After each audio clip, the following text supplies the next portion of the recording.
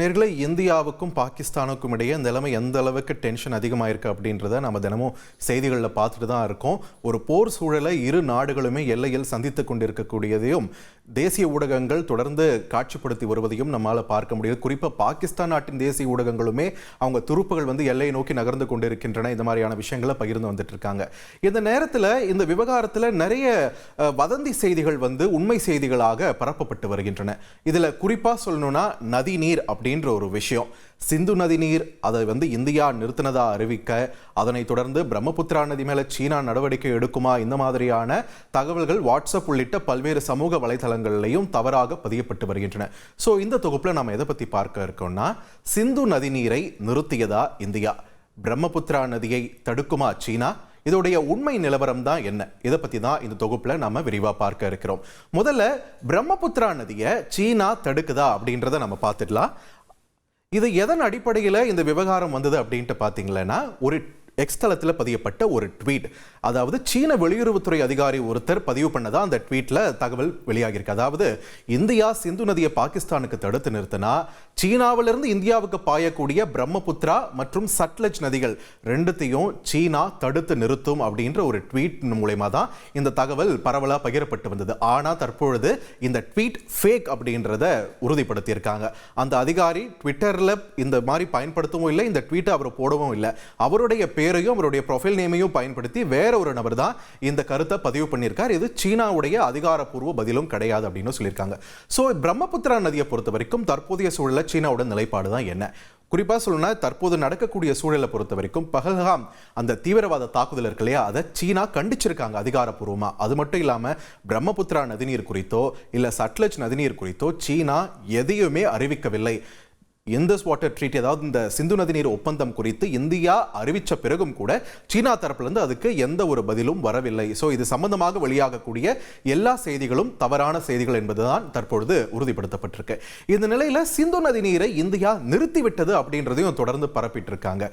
சிந்து நதிநீர் உண்மையிலே நிறுத்தப்பட்டிருக்கான்னு கேட்டால் இதுக்கு ஒற்றை வார்த்தையில் பதில் சொல்லணும்னா இல்லை என்பதுதான் நிதர்சனம். இந்த நதிநீர் ஒப்பந்தத்தை நிறுத்தி இருக்கும் அப்படின்னு இந்தியா அதிகாரப்பூர்வமாக அறிவிச்சாலுமே நதிநீர் நிறுத்தப்பட்டதான்னு கேட்டால் கிடையாது என்பதுதான் பதில். ஸோ என்ன காரணம், எதனால நிறுத்த முடியல அப்படின்றத இப்போ பார்த்துக்கலாம். நீங்கள் நேற்று 6 மணி செய்தி நீங்கள் பார்த்துருந்தீங்கன்னா இந்த சிந்து நதி என்னுடைய கிளை நதிகள் பற்றியெல்லாம் விரிவாக நம்ம தந்தி செய்திகளையும் நம்ம பார்த்தோம். இதில் குறிப்பிட்ட மாதிரி சிந்து முக்கிய நதி, அதோட ஜீலம், செனாப், இந்த 3 நதிகள் இருக்கக்கூடிய நீர் தான் இந்தியா உரிமை கொண்டாடுவதில்லை. இது முழுக்க முழுக்க பாகிஸ்தான் பயன்பாட்டிற்கு போகிறது அப்படின்றது தான் நமக்கு ஏற்கனவே தெரிஞ்ச விஷயம்.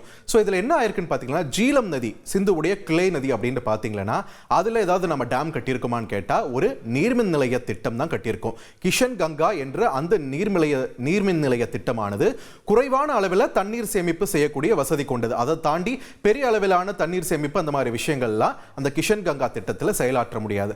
அடுத்த கிளை நதியான செனாப்லையும் பார்த்தீங்கன்னா ரத்லே நீர்மின் நிலைய திட்டம் அப்படின்ற ஒரு விஷயத்தை கவர்மெண்ட் கட்டிட்டு இருக்காங்க. அதாவது இன்னும் அது கட்டுமான பணிகள் முடிவடையாத சூழல் தான் அந்த ரத்லே நீர்மின் நிலைய திட்டமும் இருக்கு. இன்னும் குறிப்பாக சொல்லணும்னா, கிஷன் கங்கா திட்டத்துக்கு பாகிஸ்தான் தரப்புல இருந்து எதிர்ப்பு தெரிவிக்கப்பட்டது, சிந்து நதி நீர் ஒப்பந்தத்தை மீறாங்கன்னு. ஆனா நம்ம தரப்புல இருந்து நாங்க தண்ணீரை பெரிய அளவுலாம் சேமிக்கல, ஓடுற நதியிலிருந்து கரண்ட் எடுக்கிற திட்டம்னு நம்ம உலக வங்கி அவங்க தரப்புல எல்லாம் நம்ம விளக்கம் கொடுத்து இந்த திட்டத்தை செயல்படுத்திட்டு இருக்கோம். இதுல ரொம்ப முக்கியமானது சிந்து அந்த முக்கிய நதி இருக்கு இல்லையா, சீனாவில் உருவாகி லடாக் வழியா பாஞ்சு பாகிஸ்தான் ஆக்கிரமிப்பு காஷ்மீர் வழியா பாகிஸ்தானுக்குள்ள நுழையுது. ஸோ இந்த முக்கிய சிந்து நதியில் பார்த்தீங்கன்னா மெயின் பிரான்ச்ல மெயின் ஸ்டெம்ல எந்த ஒரு அணையுமே இந்தியா கட்டவில்லை என்பதுதான் நிதர்சனம். அது மட்டும் இல்லை, அது பாயக்கூடிய அந்த நிலப்பரப்பு இருக்கு இல்லையா, இமாலய நிலப்பரப்பு, அது பெரிய அளவிலான அணையை கட்டுவதற்கு மிகவும் கடினமான ஒரு நிலப்பரப்பு. இன்னும் சொல்லணும்னா, இந்த இமயமலை பகுதிகள் ரொம்ப இலகுவான நிலத்தன்மை கொண்டது, அதில் பெரிய பெரிய கட்டுமானங்கள்லாம் கூடாது. ஏன்னா பெரிய நிலநடுக்கத்திற்கு சாத்தியமுள்ள இடமாக இமயமலை பரப்பு இருக்கிறதுன்னு நம்ம செய்திகளில் கூட அடிக்கடி சொல்லியிருக்கோம். ஸோ அந்த மாதிரி ஒரு சிக்கலான இடத்துல ஒரு மெகா டேம், மேட்டூர் அணை மாதிரியான ஒரு மெகா டேம், இல்லை பக்ரானங்கள் மாதிரியான ஒரு பிரம்மாண்ட டேம், இதெல்லாம் கட்டுவதற்கு சாத்தியம் மிக மிக குறைவு அப்படின்றது தான் தற்போதைய நிலவரமா இருக்கு.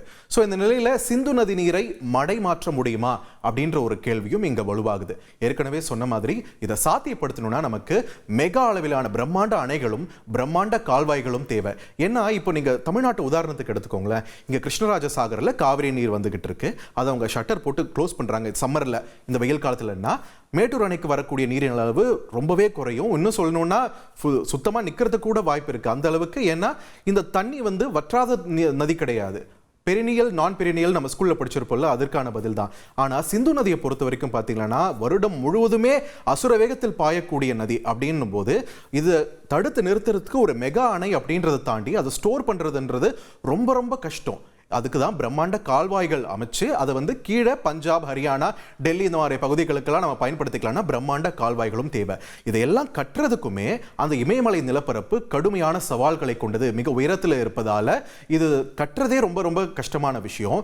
நிலப்பரப்பும் நமக்கு சவாலா இருக்கு அப்படின்னும் போது இது எப்படி சாத்தியம்னு துறை சார்ந்த வல்லுநர்கள் கேள்வி எழுப்புறாங்க. அதையெல்லாம் தாண்டி தற்போது டெக்னாலஜி பெரிய அளவில் வளர்ந்துருச்சுங்க, எதுவுமே சாத்தியங்க அப்படின்னாலுமே குறைந்தபட்சம் இந்த அணைகள், இந்த பிரம்மாண்ட கால்வாய்கள் இது எல்லாத்தையும் கட்டி முடிக்கிறதுக்கு 10 ஆண்டுகளாவது ஆகும் என்பதுதான் கள யதார்த்தம். ஓகேங்களா? சோ அதனால இப்போதைய சூழல்ல சிந்து நதிநீர் ஒப்பந்தம் நிறுத்தப்பட்டிருக்கு அப்படிதான் பார்க்கணுமே தவிர நதிநீர் நிறுத்தப்பட்டதான்னு கேட்டா இல்ல. சோ இது சம்பந்தமா மத்திய அரசு என்ன விளக்கம் கொடுத்திருக்குன்னு பார்த்துடலாமா? சிந்து நதிநீர் நிறுத்தம் அப்படின்னு நீங்க பேசிட்டு இருக்கீங்களே, இந்த ஒப்பந்தத்தை வந்து நிறுத்தி வச்சிருக்கிறதா சொல்றீங்களே, நம்ம கிட்ட அதை சேமிச்சு வைக்கிறதுக்கு தான் வசதியே இல்லையா, அப்புறம் எப்படி இது சாத்தியம்னு அனைத்து கட்சி கூட்டத்தில் எதிர்க்கட்சிகள் தரப்புல இருந்து மத்திய அரசு கிட்ட கேட்டிருக்காங்க. அதுக்கு மத்திய அரசு தரப்புல இருந்து சொன்ன பதில் என்னன்னா, இது உடனடி விளைவுக்கான அறிவிப்பு கிடையாது. இந்த மாதிரியான ஒரு சிக்கலான சூழல்ல குறியீட்டு மற்றும் வியூக ரீதியான அறிவிப்பு மட்டும்தான் அப்படின்ற ஒரு விளக்கத்தையும் மத்திய அரசு தரப்புல இருந்து கொடுக்கப்பட்டிருக்கு. ஸோ இந்த ஒப்பந்தத்தை இப்போ நிறுத்தி வச்சதால இன்ஸ்டன்டான ஒரு பாதிப்பு என்னன்னா, இந்த வழியா இந்தியா வழியா பாயக்கூடிய நதிகள் தொடர்பான நீரியல் தொடர்பான தரவுகளை இந்தியா தொடர்ந்து பாகிஸ்தானுக்கு ஷேர் பண்ணணும். இப்போ இந்த ஒப்பந்தம் நிறுத்தி வைக்கும் போது அந்த தரவுகளை நம்ம ஷேர் பண்ண மாட்டோம். அதுதான் தற்போதைய சூழல். ஸோ இதனால ஒரு திடீர்னு ஒரு பெருமழை பெய்யுது, நீரின் அளவு அதிகரிக்குது அப்படின்னா அந்த இன்ஃபர்மேஷனை நம்ம பாஸ் பண்ணாம இருக்கக்கூடிய ஒரு சூழல் இருக்கு.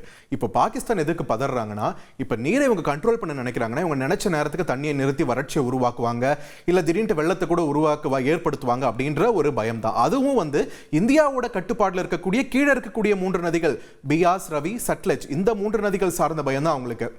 ஏன்னா மேல இருக்கக்கூடிய 3 நதிகளுமே நம்ம கிட்ட எந்த ஒரு கட்டுமானமும் உள்கட்டமைப்பும் இல்லை என்பதுதான் கள யதார்த்தம். ஸோ இப்போதைக்கு சிந்து நதிநீர் இந்தியாவில இருந்து பாகிஸ்தானுக்கு பாஞ்சிட்டு தான் இருக்கு. பெரிய அளவில் இம்பாக்ட் இல்லை அப்படின்றது தான் உண்மை.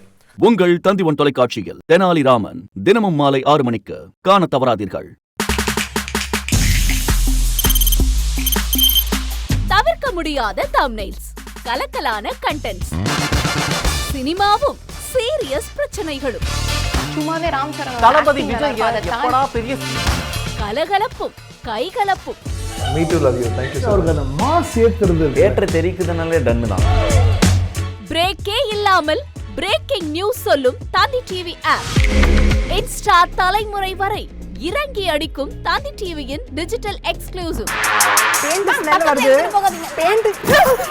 பாடி காமிச்சிங்க, அது அதை விட மோசம். இல்ல பாடி காமிச்சிங்கன்னா அது இன்னும் வெரி பேட். தந்தி டிவி ஆப்பை இலவசமா டவுன்லோட் செய்யுங்க,